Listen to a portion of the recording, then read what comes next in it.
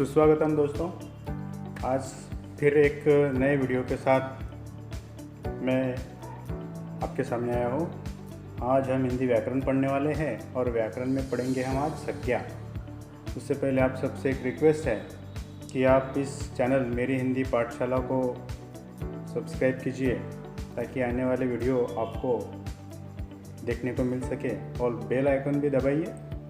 तो देखते हैं हम आज संज्ञा जो है क्या होती है।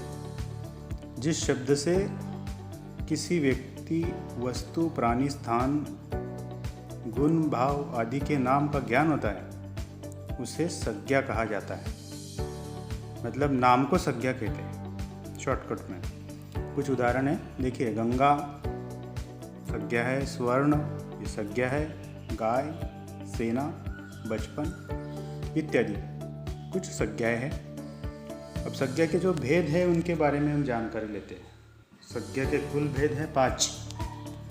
पहला है व्यक्तिवाचक संज्ञा, दूसरा है जातिवाचक संज्ञा, तीसरा है भाववाचक संज्ञा, चौथा है द्रव्यवाचक संज्ञा और पांचवा है समूहवाचक संज्ञा।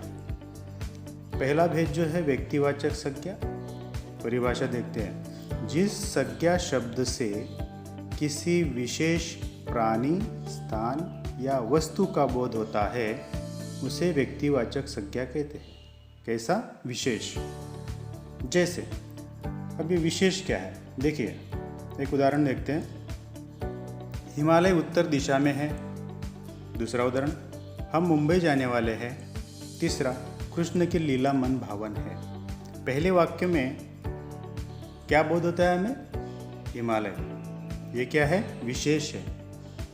मुंबई विशेष है, कृष्ण विशेष, अपने आप में एक, इसलिए वो विशेष है, इसलिए व्यक्तिवाचक संज्ञा है। दूसरा भेद है जातिवाचक संज्ञा।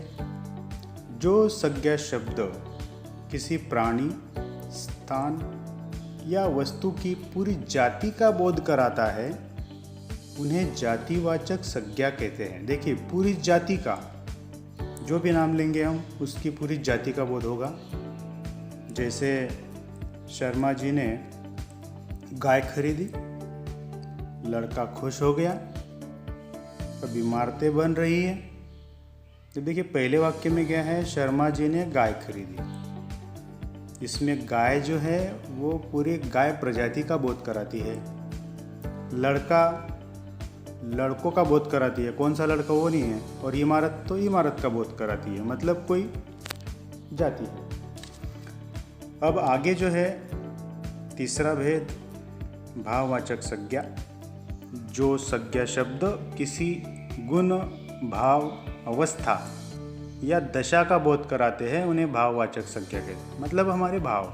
अब भाव का मतलब होता है कि गुण, भाव, अवस्था, दशा, स्थिति सब उसमें आता है। मन की स्थिति। तो उदाहरण देखते हैं। राजू की ईमानदारी से हम प्रसन्न हैं। बुढ़ापा सुखद होना चाहिए। गरीबी के कारण गौरी पढ़ नहीं सकी। पहले वाक्य में जो भाव है, गुण है, कौन सा? ईमानदारी। राजू की ईमानदारी, ईमानदारी ये गुण है। बुढ़ापा ये अवस्था है और गरीबी ये स्थिति है, दशा है। तो इसीलिए ये भाववाचक संज्ञाएं हैं। चौथा प्रकार है द्रव्यवाचक संज्ञा, जिसमें किसी द्रव्य का बोध होता है। जो संज्ञा शब्द किसी धातु, द्रव्य या पदार्थ के नाम का बोध कराते हैं उन्हें द्रव्यवाचक संज्ञा कहते हैं। अब द्रव्य कोई भी हो सकता है, जिसमें धातु हो, द्रव पदार्थ हो या द्रव्य हो। उदाहरण के लिए देखते हैं। बिल्ली दूध पी गई।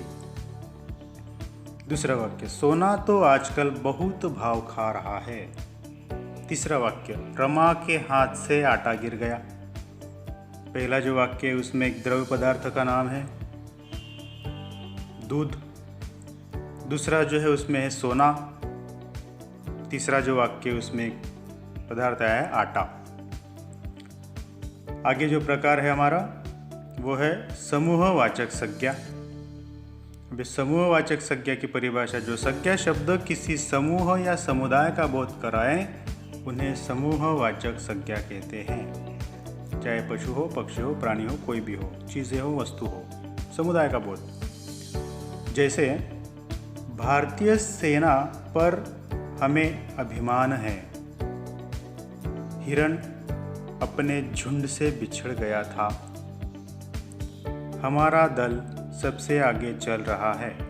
अब पहला जो वाक्य है उसमें एक झुंड का नाम है, सेना, हिरणों का झुंड होता है, और दल मतलब समूह, विशेष कार्य से एकत्रित हुए लोग। तो दोस्तों, संज्ञा के कुल 5 भेद है और मैंने संक्षिप्त में आपको पांचों भेद समझाने की कोशिश की है। धन्यवाद।